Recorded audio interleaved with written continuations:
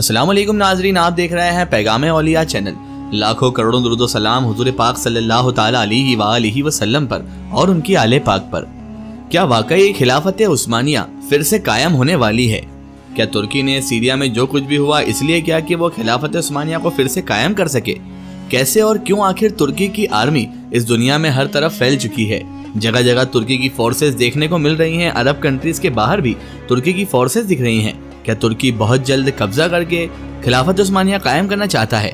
ऐसे बहुत सारे सवाल और ऐसी बहुत सारी न्यूज़ सोशल मीडिया प्लेटफॉर्म पर आप भी देख रहे होंगे, लेकिन इसके पीछे कितनी सच्चाई है यही आज हम जानने की कोशिश करेंगे। तो आपसे इतनी सी मौदबाना गुजारिश है कि इस वीडियो को आखिर तक जरूर देखें और हमें कमेंट में अपना फीडबैक जरूर दें। दोस्तों, सोशल मीडिया प्लेटफॉर्म पर अगर आप भी बहुत ज़्यादा एक्टिव रहते हैं, इंस्टाग्राम, फेसबुक, यूट्यूब और जगह जगह के सोशल मीडिया प्लेटफॉर्म पर आपको भी अगर ये खबरें देखने को मिल रही हैं कि ओटोमान एम्पायर यानी उस्मानी सल्तनत फिर से वापस आने वाली है, तो इसमें कोई हैरानी की बात नहीं है, क्योंकि यह खबर बहुत सारे न्यूज़ चैनल और बहुत सारे सोशल मीडिया चैनल बता रहे हैं। अब दोस्तों, 2024 के जाते जाते और 2025 के शुरू होते होते वेस्टर्न मीडिया में ये सवाल सबसे ज्यादा पूछा जा रहा है, और पूछा भी क्यों न जाए, क्योंकि इसके पीछे तो एक बहुत ही बड़ी और हैरान कर देने वाली वजह यह भी है कि जो दुनिया को अचानक से नजर आई है। अब आप कहेंगे वो वजह क्या है, तो जरा पहले दुनिया के इस नक्शे को देखिए। नक्शे में नजर आने वाले ये सारे वो देश हैं दोस्तों, वो सारी कंट्रीज है कि जिनको पिछले कुछ सालों की कड़ी मेहनत के बाद तुर्की या तो पूरे तरीके से अपने कंट्रोल में ले चुका है, अपने पंजों के नीचे दबा चुका है, या फिर आधे तरीके से अपने कंट्रोल में ले चुका है, या कहीं ना कहीं बहुत जल्द कंट्रोल बनाने की कोशिश कर रहा है। और दोस्तों, हैरानी की बात यह है कि तुर्की ने यह सारा ही काम बड़ी खामोशी के साथ और बिल्कुल खुफिया तरीके से किया है। मतलब बिना किसी क्लेम के उन्होंने ये सब चीजें अपने अंडर में ले तो ली हैं, जबकि इस बात में भी कोई शक नहीं है दोस्तों कि तुर्की के जो सदर हैं, प्रेसिडेंट हैं, मतलब के रजब तैयब अर्दगान साहब, वो जब से ही राजनीति यानी पॉलिटिक्स में आए हैं, शुरू से ही देश के अंदर भी और देश के बाहर भी उनके ऊपर ये इल्जाम लगते रहे हैं कि वो ओटोमान एम्पायर का ख्वाब देखते हैं और खुद को खलीफा भी तस्लीम करते हैं। और उन पर यह भी इल्जाम लगाए गए हैं कि वो खिलाफत उस्मानिया यानी ओटोमान एम्पायर को फिर से जिंदा करने की और फिर से बनाने की बार बार कोशिशें भी लगातार करते जा रहे हैं, और उस नए सेक्युलर मॉडर्न तुर्की को खत्म कर देना चाहते हैं जिसकी बुनियाद किसी दौर में मुस्तफा कमाल अतातुर्क ने रखी थी। अब तुर्की ने इन सारे देशों पर कंट्रोल किस तरीके से हासिल किया है और वो करना क्या चाहता है, उसका फ्यूचर में आखिर ख्वाब क्या है, और भला रजब तैयब अर्दगान के विरोधी उनके ऊपर ये इल्जाम क्यों लगा रहे हैं कि वो ओटोमान एम्पायर को रिवाइव यानी जिंदा कर रहे हैं, बावजूद इसके कि हम तो देख रहे हैं कि तुर्की का मैप बिल्कुल वैसा ही है जैसा कि वो शुरू से हुआ करता था। इन सारे ही सवालों के जवाब आपको शायद दोस्तों इस वीडियो में मिल सकते हैं। दोस्तों, जैसा कि आप और हम सब जानते हैं कि अगर अभी हम बात करें कि इस दुनिया में सबसे पावरफुल कंट्री या एम्पायर कौन सी है, तो आपका सीधा सा एक जवाब होगा यूनाइटेड स्टेट ऑफ अमेरिका, यानी अमेरिका ही सबसे पावरफुल कंट्री है। और दोस्तों, जवाब बिल्कुल ठीक भी है, लेकिन सोचने वाली बात यह है कि मौजूदा दौर का जो दुनिया का सबसे ताकतवर देश है, वो भी आज के दौर में ना तो किसी इलाके में जाकर डायरेक्ट उसको फतह कर सकता है, यानी उसको जीत सकता है, उस पर कब्जा कर सकता है या उसको कंट्रोल कर सकता है, और ना ही वो अपनी सीमाओं को, मतलब के बॉर्डर्स जो हैं, उसकी जो हदें हैं, उनको बढ़ाता है। मगर उसके बावजूद भी दोस्तों दुनिया के गिने चुने इलाके ही हैं कि जहां पर उसका राज ना चलता हो। वो जो भी चाहता है किसी ना किसी तरीके से वो करवा लेता है या करके ही मानता है। जैसा कि आप खुद देख सकते हैं, गाजा में जो जुल्म हो रहा है, फिलिस्तीन में जुल्म हो रहा है, लेबनान में, सीरिया में, इन सब में कहीं ना कहीं अमेरिका का एक मुख्य किरदार नजर आता है। अमेरिका इन सारी चीजों के पीछे हमें मास्टरमाइंड नजर आता है। और दोस्तों, ऐसा इसलिए भी है क्योंकि भले ही वो रिवायती अंदाज में किसी इलाके पर जाकर कब्जा नहीं करता हो, लेकिन उसकी बजाय वो IMF का इस्तेमाल करता है, जिसके जरिए दुनिया के गरीब या कमजोर मुल्कों को अपने ऊपर पूरी तरह से डिपेंड कर लेता है, और वो फाइनेंशियली मजबूर हो जाते हैं। या फिर दोस्तों, इसकी जगह वो ऐसे कैंपेन शुरू कर देता है कि जिससे किसी भी देश में, किसी कंट्री, किसी मुल्क में रिजीम ही पूरी तरह से चेंज हो जाती है, और उसी देश के अपने मनपसंद लोगों को पॉलिटिक के तौर पर बिठा दिया जाता है। जिससे दोस्तों होता यह है कि हुकूमत की यानी उस कंट्री की या उस राजनीति की गद्दी पर तो हुकूमत के और वहाँ के चहीते लोग ही बैठे होते हैं, लेकिन उनको बिठाने वाला इस तरीके से कौन होता है? अमेरिका, और उनका पूरा कंट्रोल अमेरिका के हाथ में आ जाता है। और उसके बाद दोस्तों, अमेरिका का अगला कदम रहता है बाद में उसी देश की एक छोटी सी जमीन पर अमेरिका का अपना एक मिलिट्री बेस, मिलिट्री अड्डा बनाना। और बस मिलिट्री अड्डा बन गया, मिलिट्री बेस बन गया, तो मानो पूरे देश पर ही अमेरिका का एक तरीके से इनडायरेक्टली कब्जा हो गया।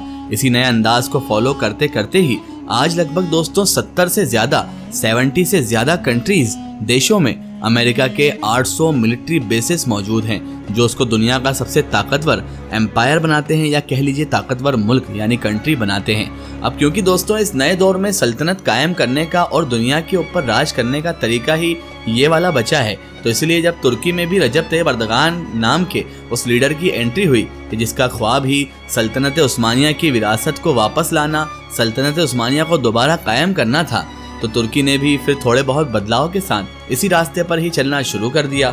थोड़ा बदलाव यही था कि क्योंकि अमेरिका की तरह तुर्की फाइनेंशियली स्ट्रॉन्ग तो है नहीं, तो वो अपना इस तरीके से तो बेस बना नहीं सकता, यानी तुर्की फाइनेंशियली अमेरिका जितना स्ट्रॉन्ग तो नहीं है, तो अमेरिका की तरह वो इस चीज का इस्तेमाल तो कर नहीं सकता है। तो इसके बदले में उसने मिलिट्री और पॉलिटिकल डोमेन्स के बदले और उसके साथ साथ सॉफ्ट पावर का भी इस्तेमाल किया, जो पावर उसको अपनी रिच हिस्ट्री यानी कि सल्तनत उस्मानिया की वजह से मिली थी। क्योंकि जाहिर सी बात है दोस्तों, उसने कई सदियों तक मुस्लिम दुनिया पर राज किया है और मुस्लिम दुनिया का लीडर रहा है। और अब हालात ऐसे हैं कि धीरे धीरे ऐसे देशों की लिस्ट काफी लंबी हो चुकी है जिनको तुर्की किसी न किसी तरीके से अपने ऊपर डिपेंड कर चुका है, या उनको मिलिट्री के जरिए से, या फिर पॉलिटिक्स के जरिए से, या फिर सॉफ्ट पावर के जरिए से अपने इन्फ्लुएंस में कर चुका है। और दोस्तों हम आपको बताते हैं उनमें से कुछ कंट्री के नाम। उसमें है इराक, सीरिया, कतर, लीबिया, नदन साइप्रस, अजरबैजान, अल्बानिया और कोसोवो जैसे यूरोपियन देश भी हैं। इनमें से अजरबैजान, सोमालिया, सीरिया और लीबिया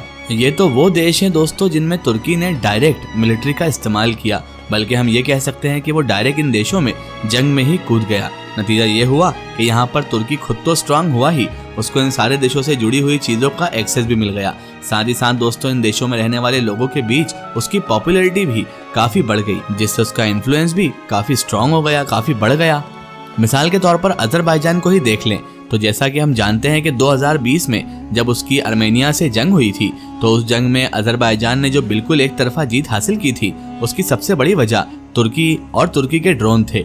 नतीजा ये हुआ कि आज अजरबैजान तुर्की पर इतना मेहरबान है कि मानो वो उसको अपने बड़े भाई की तरह देखता है, और उसकी फॉरेन पॉलिसी पर तुर्की का असर क्लियर नजर आता है। दूसरी तरफ दोस्तों अगर हम अफ्रीका की बात करें, तो अफ्रीका का एक गरीब सा देश सोमालिया के जिसके एक छोटे से टुकड़े पर एक नया देश मतलब कि सोमालीलैंड भी लगभग बनने ही जा रहा था, और पीछे मौजूद इथियोपिया उसको खुलकर सपोर्ट कर रहा था।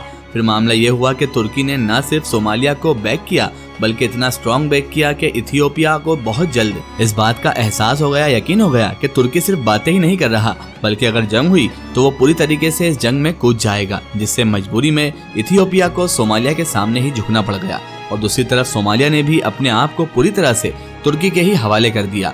हर देश की तरह सोमालिया का भी अपना जो कीमती पूरा समुद्री इलाका है जिसका नाम वोमानो है, वो भी वो तुर्की को दे चुका है। तुर्की की नेवी मतलब के जल सेना वहां पर अपने पंजे गड़ा चुकी है, और साथ ही तुर्की ने भी सोमालिया से यह वादा किया है कि वो उसकी उस नेवी मतलब के जल सेना को तैयार करके देगा कि जो अभी तक तो फिलहाल एग्जिस्ट ही नहीं करती है। और तो और सोमालिया का ये जो पूरा समुद्री इलाका है, इससे जो भी कमाई होती है, जिस तरीके से भी पैसा बनता है, आमदनी जो होती है, उसमें से 30% पर तो सिर्फ और सिर्फ तुर्की को ही दिया जाता है दोस्तों।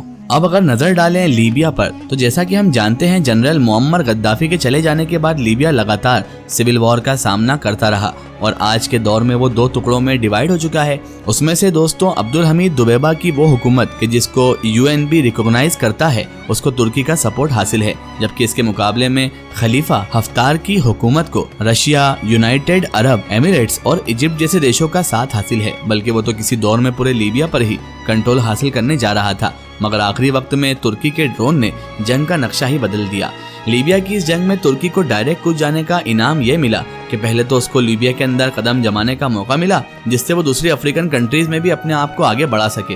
इसके अलावा उसको न सिर्फ अफ्रीका में मिलिट्री बेस बनाने का मौका मिला, बल्कि उसकी जो मिलिट्री इकोनॉमी थी वो भी काफी बूस्ट हुई। 2019 में ग्रीस जैसे कुछ यूरोपियन देशों को उस वक्त बड़ा झटका लगा जब तुर्की ने लीबिया के साथ मिलकर मेडिटेरियन सी में अपना एक इकोनॉमिक जोन बनाया, और उसको फिर डील के तहत तुर्की के हवाले कर दिया।